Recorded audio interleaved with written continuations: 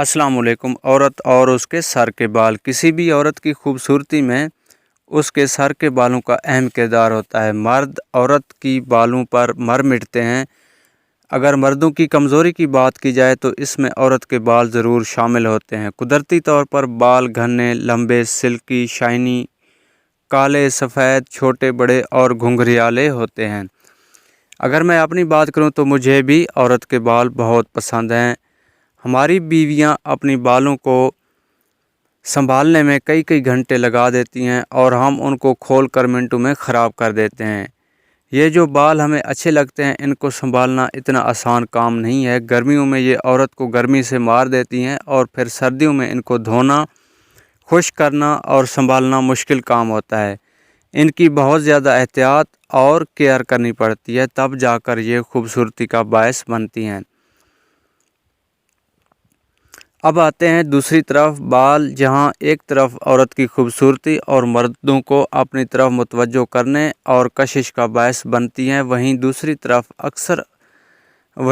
तरफ अगर औरत अपने बालों को संभालेगी नहीं, उन्हें गैर मर्दों और गैर महरमों से नहीं छुपाएगी, तो उस औरत से क़यामत के दिन बालों के बारे में सवाल किया जाएगा और उसके लिए दर्दनाक सज़ा होगी।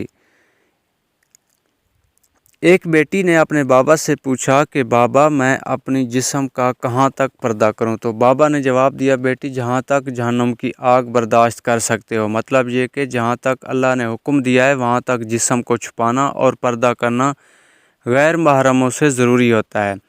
अगर औरत जानबूझकर ऐसा करेगी तो वो सज़ा के लिए तैयार रहे। अल्लाह माफ़ करे, आजकल हम बाज़ार में जाते हैं तो वहाँ नौजवान लड़कियाँ ऐसे घूम रही होती हैं कि उनमें फ़र्क करना मुश्किल होता है कि ये लड़के हैं या लड़कियां। उन्होंने इतने तंग कपड़े पहने होते हैं कि उनके जिस्म का एक एक हिस्सा वाज़े नज़र आ रहा होता है और सर के बालों को कभी आगे और कभी पीछे डाला होता है।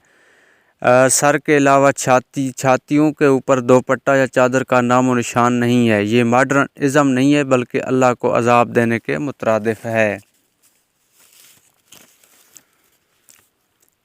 इस तरह की औरतें अपने लिए तो घड़ा खोद रही होती हैं, लेकिन जिन जिन की नज़र उनके ऊपर पड़ती है उनके लिए भी खामखा गुनाह अपने सर ले लेते हैं।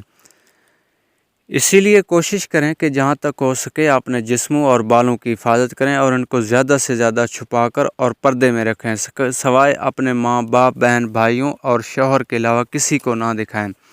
अगर आप ऐसा नहीं करेंगी और पता होने के बावजूद भी पर्दा नहीं करेंगी, तो याद रखें, अल्लाह की लाठी बेआवाज़ है और उसका अज़ाब बहुत सख्त है।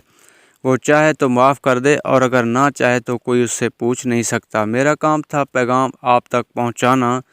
आप खुद समझदार हैं, पढ़े लिखे हैं, चाहें तो इस पैगाम को मस्बर ले लें और चाहें तो इसको नेगेटिव ले लें। आप बग़ैर पर्दे के बाहर निकलकर अपने नामा अमाल में रोज़ाना की बुनियाद पर गुनाहों में इजाफ़ा कर रहे हैं। आप तो गुनाह कर ही रहे हैं, लेकिन आपके साथ साथ आपकी वजह से वो लोग भी गुनाहों की ज़द में आ रहे हैं जिनका इस सारे मामले से कोई ताल्लुक़ वास्ता भी नहीं है। नज़रें झुकाने का हुक्म वहाँ पर है जहाँ पर दोनों साइडों से, यानी मर्द और औरत दोनों की तरफ से पर्दे का एहतमाम किया गया हो। औरत पर्दे में हो और मर्द बार बार उसको देखे तो मर्द गुनाहगार है। जब औरत सिर्फ 2 कपड़ों के अंदर है और वो तंग और फिट और वो ये तवक्को रखे कि मर्द उसकी तरफ देखेंगे तो गुनाहगार होंगे। बाज़ार में कौन कौन अपनी नज़रें झुका कर रखे, किसी ना किसी की नज़र तो आप पर ज़रूर पड़ेगी और उसी का गुनाह भी आपको मिलेगा, क्योंकि आप सरेआम दावते गुनाह दे रहे हैं। अल्लाह हम सबको अमल करने की तौफीक अता फ़रमाए।